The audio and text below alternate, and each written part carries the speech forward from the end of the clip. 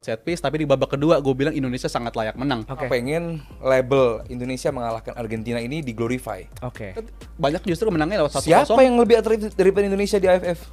Lawak. Indra Syafri bisa gue rasa ini bukti kalau pemilihan skuad timnas di era Sintayong itu persaingan di lini belakang sekarang tuh lagi ketat banget. Masih punya banyak opsi di sana. Lu sedih nggak Hernando dicadangin? Sudah pernah ada Thailand dan juga Vietnam yang juga bermain di round 3 tapi babak belur. Bagi Sintayong untuk memanggil pemain-pemain yang 110% fit. Dan yang menarik bagi saya teman-teman, dari list 26 pemain ini ada namanya Martin Paes. Dan sebentar lagi timnas Indonesia akan tandang ke Jeddah sebagai perlawanan di pertandingan pertama round 3, yaitu melawan Arab Saudi. Dimana kalau kita bicara Arab Saudi ya, kita sudah ketahui bersama bagaimana kekuatan mereka. Dan untuk Indonesia, apapun keadaan dan kualitas dari para pemain, semuanya dibutuhkan dengan stamina yang sangat fit. Kalau banyak pengamat yang mengatakan bahwa itu 100% fit, dan juga dari Bung Binder mengatakan 130% fit, atau bahkan bisa saya tambahkan 20% lagi, yaitu menjadi 150% fit. Jadi semua pemain wajib yang diturunkan itu adalah murni dan juga pilihan analisis dari Coach Sintayong, dan kita perlu dukung itu. Kalau kita bicara dari para pemain yang dipanggil, 26 pemain timnas Indonesia itu telah resmi masuk kantong PSSI, dan di mana Coach Sintayong di sini secara resmi memanggil kiper untuk menyaingi Martin Paes di timnas Indonesia pada putaran ketiga kualifikasi Piala Dunia 2026 zona Asia pada bulan September nanti. Dalam hal ini ya sahabat-sahabat Garuda, kalau kita bicara dari bagaimana yang dilakukan oleh Coach Sintayong memanggil kiper untuk menyaingi Martin Paes ini, yaitu pada putaran ketiga kualifikasi Piala Dunia 2026 di 2 pertandingan, yaitu melawan Arab Saudi ataupun Australia. Namun sosok tersebut bukanlah Hernando Ari yang sebagaimana yang telah diharapkan pada jauh-jauh hari ya, melainkan di sini Adi Satrio yang telah dikonfirmasi bahwa melalui pengumuman yang dirilis oleh pihak klub dari Adi Satrio di sana, yaitu PSIS Semarang, di media sosial Instagramnya, bahwa Laskar Mahesa Jenar di sini mengonfirmasi bahwa Adi Satrio dipanggil untuk 2 laga kontra Arab Saudi dan Australia pada bulan September nanti. Dan ini cukup menarik ya. Bagaimana, kenapa harus Adi Satrio yang menjadi saingan dari Martin Paes? Karena sudah kita ketahui bersama, Hernando Ari itu merupakan kiper yang masih bisa dikatakan nomor 1 di Indonesia. Bagaimana pengalamannya kalau kita bicara dari Hernando itu cukup sangat luar biasa. Dan jadi biar pemain-pemain lain, kiper-kiper lain di sini, semua pemain lebih tepatnya kepada kiper Adi Satrio di sini agar bisa bertarung dan bisa berjuang untuk menghadapi para lawannya dan bisa mengambil posisi. Jadi siapapun pemain yang diturunkan nanti kita tetap dukung ya. Kalau ada bahasa ya, kasihan apa tidak. Jadi siapapun kasihan apa tidak itu kepada Hernando Ari, tentunya saya sendiri sangat kasihan. Tetapi sahabat-sahabat, kalau dari persaingan dari bagaimana untuk bisa tampil lebih baik di putaran ketiga nanti, maka siapapun dari mereka wajib bersaing dengan bersih untuk mendapatkan posisi yang lebih baik. Dan tentunya sahabat-sahabat Garuda di sini sudah dinyatakan tentang bagaimana sebuah prestasi. Jadi prestasi itu bukan hanya sekedar mengangkat trofi, tetapi sahabat-sahabat Garuda ketika sudah mencetak sebuah sejarah, kita tetap apresiasi. Jadi selamat juga kepada Coach Indra Syafri, dan kita tidak boleh jumawa. Inilah, mari kita simak bersama antara Bung Rizal dan Bung Binder di sini. Jangan lupa tanggapan kalian silahkan ditulis di kolom komentar. Dan gue bilang pertandingan lawan Argentina tadi, pertandingan babak pertama ya jelas kita kecolongan dari Argentina lewat set piece, tapi di babak kedua gue bilang Indonesia sangat layak menang. Sangat layak untuk memenangi pertandingan tadi karena gue terhibur banget lewat permainan di babak kedua, di mana intensitas permainan yang kita tunjukkan, determinasi yang kita tunjukkan, dan beberapa kali kita memaksa Argentina untuk bikin error juga sebenarnya di pertandingan tadi. Sesuatu yang nggak kita lihat pemandangannya di babak pertama, dan ini bukan sesuatu yang familiar untuk kita dengar. Indonesia sangat layak mengalahkan Argentina gitu. Jadi menurut gue pertandingan tadi ya sebagai sebuah persiapan ini sangat bagus kita diundang ke turnamen Soil Earth on Us ini. Lawannya juga lawan yang untuk bisa menunjukkan kualitas kita udah sampai mana, itu lawan-lawan yang sepadan. Menurut gue lawan-lawan yang sangat cocok untuk persiapan turnamen beneran yang di bulan depan. Dan gue bilang ini kan pemain yang cukup familiar ya, pemain yang juga juara di AFF U19 kemarin bersama Indra Syafri. Dan gue bilang sih puzzle squad ini yang makin lama makin kebentuk, apalagi tadi. Berarti Argentina menganggap turnamen ini sebagai apa? Gitu. Apakah pemain intinya semua yang dimainin? Pemain-pemain yang dari Eropa nggak ada yang dipanggil sih. Bukan yang dari Eropa. Bukan yang dari Eropa. Oke, karena emang bukan jadwal. Tapi tetap Argentina. Tapi tetap Argentina, betul. Makanya gue bilang, ini apakah Argentina menganggap serius turnamen ini atau enggak? Yang jelas, gue nggak pengen label Indonesia mengalahkan Argentina ini di-glorify. Oke. Bahwa lu menang Earth on Us 1000 kali ya still nothing. Gitu, bahwa persiapan ini menjadi persahabatan, yes. Ini pertandingan uji coba, yes, sesimpel itu. Tadi Rizal bilang bahwa ini adalah persiapan menuju Piala Asia 2025. Turnamen sesungguhnya tuh. Itu baseline-nya di situ aja udah. Nggak usah siapapun lawannya, menang itu nomor sekian. Oke. Tadi Dava bilang bahwa gol lewat set piece. Berarti ada apa dengan open play kita? Dan dari back juga. Dan dari Kadek Ariel siapa? Kadek Ariel. Bener kan? Kadek Ariel. Nah, berarti ada apa dengan forward kita gitu. Berarti ada yang harus diperbaiki di situ. Jadi ya buat gua ini bukan sebuah akhir, ini bukan sebuah catatan yang harus diglorify. Gua rasa pemain, pelatih pun juga demikian. Argentina adalah ya, Indonesia sekarang ya. Argentina adalah lawan kita biasa aja.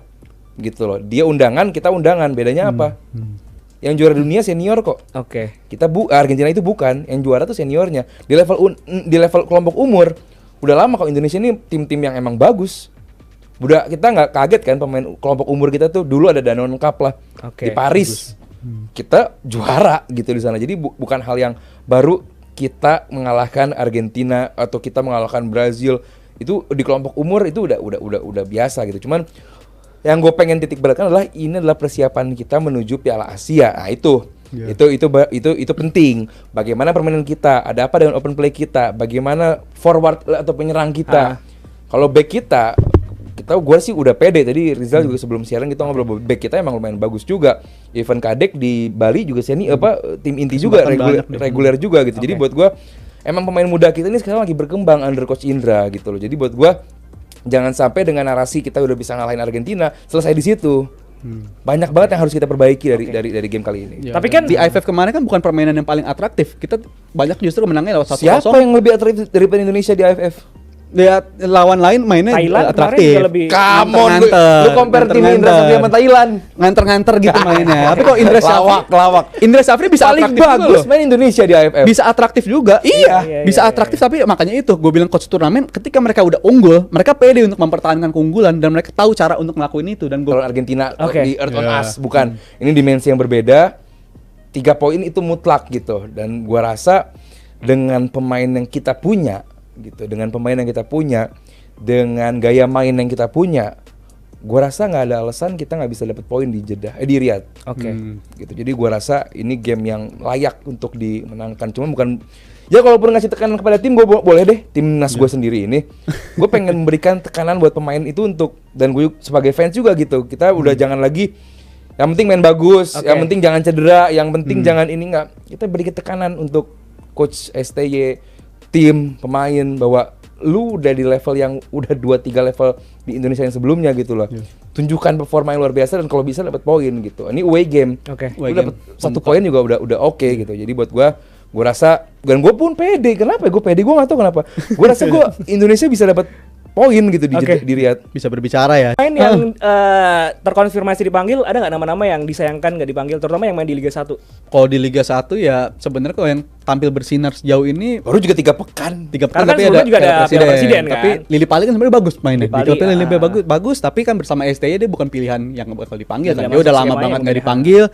Beberapa kali juga menunjukkan kayak ekspresi yang kecewa sebenarnya dia nggak dipanggil, tapi ya yang kalau lu tanya siapa yang bersinar kemarin di klubnya tapi nggak dipanggil, ya menurut gue Lili Pali. Tapi kan itu pilihan pelatih lagi, hak prerogatif pelatih, dan gue rasa sih bukan pilihan yang disayangkan untuk nggak dipanggil karena based on timnya STY sekarang emang udah timnya dia, dan nama-nama yang dikatakan nama baru kayak Wahyu Prasetyo mungkin nama baru, tapi kan ternyata dia juga udah pernah dipanggil di pertandingan lawan Vietnam di kualifikasi Piala Dunia ronde kedua. Fair lah STY ya. Jadi ya fair dong. Fair dong. Itu gue yang bikin. Jangan pakai itu udah gua. Nah, itu kan fair dong. pasti masih akan penasaran lihat Verdo kan baru sekali main juga gimana performa dia berselanjutnya Bagus bersama banget. timnas. Itu kan impactnya Bahkan langsung luar kemarin biasa. masuk ke best 11 di Iya, Liga di Liga Belanda, dia ya, Belanda klubnya kan? dia ya. segala Belgia macam. Belanda sih? Belanda kan benar, iya makanya. Ini Oke, oke, Schmeichel Ini lalu namanya. 39 caps. Gokil. Iya. 44 caps malah makap. Hampir nggak Ini tergantikan kita tunggu dia. banget lah ya Yes. permainannya Itu 39, bersama timnas Indonesia. 38. Kalau menurut lu Mas Aldi siapa pemain Liga 1 terutama yang harusnya menurut lu harus dipanggil sama Sintayong? Yang tapi pada akhirnya nggak dipanggil. Heeh. Lah gue siapanya STY. Ngide-ngidein ke STY. Udah ini tim terbaik. Mengamati aja Nah, dari ini satu liga 1 baru 3 pekan. 3 pekan aja Le. 3 pekan. dari Tiga performa pekan. musim lalu deh mungkin. Musim lalu. Liga 1 musim lalu. Musim lalu ada ini Malik Rizaldi. Malik Rizaldi yang Iya, kemarin nggak dipanggil itu juga kan. Ya lu mau gantiin Dan siapa? karena kan kesempatan Cedera. juga nggak Iya, banyak sekarang kan. lu gini deh, gue balikin lagi mungkin ke Rizal atau ke Dava juga dari tim 352 atau 343-nya STY, siapa yang mau lu rubah? Udah kompak sih. Compact. sebenarnya. Itu mungkin, poin mungkin gua. di back ya yang karena Jordi Amat dan juga Justin Hubner. Itu pun tebel. ya. Itu pun masih kan tebel. Ada ada Itzes. Jay, ada apa yang Coaon Spanyol, bisa main situ. itu yang pernah main di Spanyol siapa yang Jordi. di Malaysia? Jordi Jordi Amat. Amat. Jordi Amat kan cedera. Terus bukan David. Aku ini dah. Akumulasi sama cedera akumulasi, cedera. akumulasi. Cedera. Oh, akumulasi. Ada Ferrari tapi kan dipanggil buat Ferrari senior. kanan gitu. Kalau ya mungkin yang paling riskan di back. Iya. Cuma gue nggak tahu di liga yang back yang oke.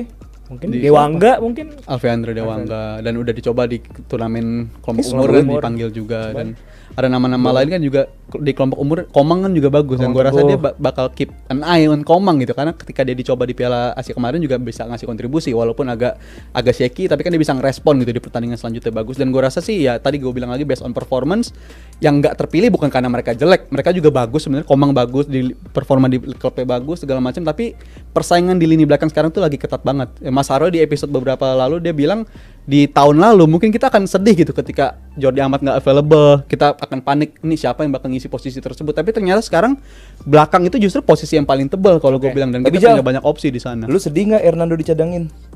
Sedih jujur karena gue kelompoknya dia kan terakhir error ya sebelumnya error Iya. lawan Arab, abis itu lawan Filipina juga walaupun clean sheet. Irak ya Irak. Lawan Irak di GBK abis itu lawan Filipina walaupun clean sheet tapi dianggap kurang meyakinkan dan itu menurut gue STY udah ngelakuin yang terbaik untuk ngelindungin dia. Tapi nanti lawan Saudi yang main Hernando kan? tetap Hernando. Karena Iya karena kan dong. belum bisa didaftarin ya. Tetap, gua tetap terlalu nge-rate mepet. Hernando. Nanti Gua lawan tetap Australia mungkin. Oke. Yes, Oke. betul. Dan kita tahu sebelumnya sudah pernah ada Thailand dan juga Vietnam yang juga bermain di round 3 tapi babak belur. Dan tentu kita harapkan Indonesia bisa membuat kejutan untuk minimal lolos ke round 4. Dan kalau menurut saya kita punya peluang tersebut untuk lolos ke round 4 bukan untuk lolos langsung ke Piala Dunia dari round 3. Maka itu sangat penting bagi Sintayong untuk memanggil pemain-pemain yang 110% fit. Jadi bukan saja 100% fit, tetapi 110% fit. Maka itu jika dari list 26 pemain ini, ada pemain yang absen, ya itu berarti bahwa pemain tersebut kemungkinannya tidak fit 100% atau memang dia belum lagi menjadi bagian dari timnas Indonesia untuk sementara ini. Tapi kan bisa saja nanti dipanggil kembali. Dan yang menarik bagi saya teman-teman, dari list 26 pemain ini, ada namanya Martin Paes. Karena kita tahu sebelumnya bahwa Martin Paes tidak akan bisa membela timnas Indonesia untuk pertandingan lawan Arab Saudi ini karena belum bisa didaftar atau terlambat didaftar. Tapi saya pikir ada baiknya juga Martin Paes ini dipanggil untuk juga bisa bergabung dengan skuad di Arab Saudi agar minimal dia bisa menjalani latihan dan juga mengenal rekan-rekan yang lain. Dan kemudian nanti kemungkinan akan melakukan debutnya di pertandingan lawan Australia pada tanggal 10 September nanti. Selain itu juga, yang menarik di sini adalah dipanggil kembalinya Wahyu Prasetyo, pemain yang sekarang membela Maluku United, dan juga Ramadan Sananta yang membela Persis Solo. Karena kita tahu sebelumnya dua pemain ini tidak dipanggil untuk pertandingan lawan Irak dan juga lawan Filipina. Oke, sekarang saya ingin membahas 26 pemain yang dipanggil oleh Sintayong. Mulai dari posisi penjaga gawang, ada Hernando Ari. Kita tahu pemain yang masih muda tapi syarat berpengalaman, bermain di berbagai level dari timnas Indonesia, dan bisa juga nanti dia menjadi starter lawan Arab Saudi ya. Meskipun rumornya bahwa kemungkinan Nadio yang akan menjadi starter ya. Kita sulit banget ya membaca pikiran dari Sintayong. Ada Adi Satrio, ini pemain yang memang performanya luar biasa ya di Liga 1. Ada Martin Paes tadi seperti yang saya katakan, dan ada Nadio Argawinata. Nadio performanya lagi bagus-bagusnya di Liga 1. Jadi I don't know apakah kali ini Sintayong akan memberikan dia kesempatan atau enggak. Kita tunggu nanti keputusan dari Sintayong, tapi memang performa Darnadio lagi bagus sekali di Liga 1. Bukan saja karena dia mencatat clean sheets, tapi memang dia melakukan beberapa saves yang gemilang. Dan dari posisi pertahanan ada Wahyu Prasetyo, ini pemain yang sekarang bermain di Malut United. Dia bermain di sektor sebelah kanan, seperti yang pada saat itu dia main ketika lawan Filipina. Bagus sekali, dia bahkan bisa memberikan 2 kali umpan kunci, salah satunya itu ke Marcelino Ferdinand.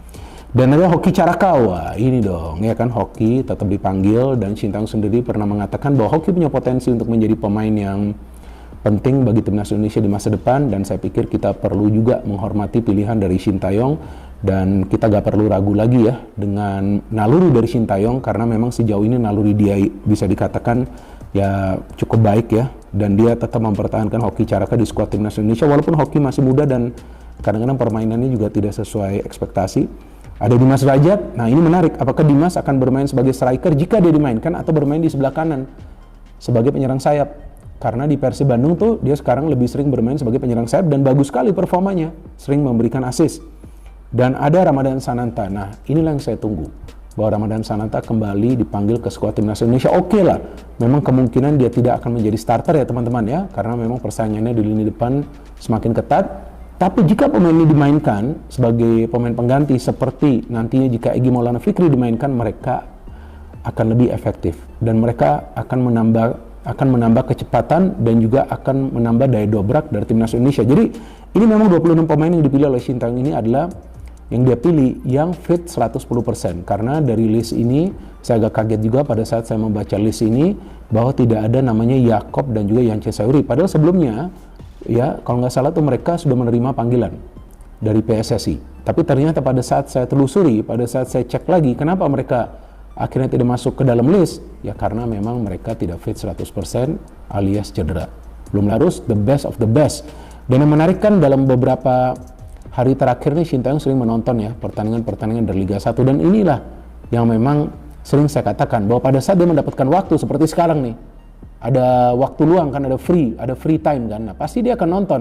Kalau nggak ada kok jajaran asistennya yang bisa menonton pertandingan-pertandingan di kompetisi dalam negeri kemudian memberikan laporan mereka ke Sintayong. Laporan itu bisa dalam bentuk catatan atau juga dalam bentuk cuplikan video.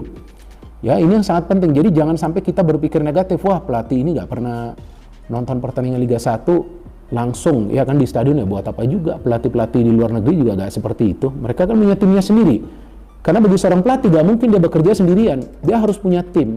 Nah tentunya akan ada juga tim analis nanti untuk bisa menganalisis permainan dari timnas Arab Saudi, karena timnas Arab Saudi ini kan tim yang sangat kuat di Asia, dan mereka sekarang dilatih oleh Roberto Mancini ya, yang kita tahu sebelumnya sukses membawa Italia menjadi juara Eropa. Dan memang pemain-pemain mereka sekarang sudah jauh berkembang daripada sebelumnya, karena kita tahu dalam beberapa tahun terakhir tuh di Saudi League ya kan, di Liga Arab Saudi banyak sekali pemain-pemain kelas dunia yang masuk. Adanya Cristiano Ronaldo di sana juga ya meningkatkan lah ya level permainan dari pemain-pemain lokal. Bahkan yang saya baca beritanya dan juga yang saya cek dari beberapa kawan saya di sana, dengan hadirnya Ronaldo sekarang ini para pemain lokal di sana di Arab Saudi lebih giat lagi latihannya dan lebih keras lagi latihannya, bahkan mereka lebih cepat sampai ke tempat latihan dari klub mereka masing-masing. Artinya apa? Mereka terpacu dengan adanya sang superstar. Sebaliknya di timnas Indonesia dengan adanya Sintayong, kita bisa melihat sekarang para pemain kita punya fisik dan juga stamina yang prima, sehingga mereka bisa bermain secara stabil selama 90 menit. Bahkan ada beberapa gol yang bisa mereka cetak di babak kedua atau jelang pertandingan berakhir. Dan feeling saya para pemain kita juga tidak khawatir ataupun takut dengan para pemain Arab Saudi, karena jika saja mereka mulai khawatir apalagi takut sebelum bertanding, itulah yang akan menyulitkan mereka untuk bermain secara rapi. Dan dengan berhasil lolos ke round 3, tentu para pemain kita juga punya level of confidence yang mereka perlukan untuk bisa berjuang habis-habisan agar minimal lolos ke round 4 teman-teman. Jadi sampai sini saja saya bisa. Oke sahabat-sahabat, saya rasa cukup bagaimana statement yang telah dinyatakan oleh para beliau-beliau sebagai pengamat yang mengatakan bahwa bagaimana persaingan dari timnas Indonesia di ajang penting yaitu di round 3 nanti, dan juga bagaimana level under 19 yang akan bertarung dan akan berjuang untuk kualifikasi Piala Asia di 2025 nanti. Selamat berjuang bagi Coach Sintayong di putaran ketiga di level senior kualifikasi Piala Dunia 2026, dan selamat berjuang kepada Coach Novarianto dan Coach Indra Sapri yang akan berjuang juga di kualifikasi Piala Asia 2025. Salam sepak bola keren, salam sepak bola bersih bersama saya, salam olahraga.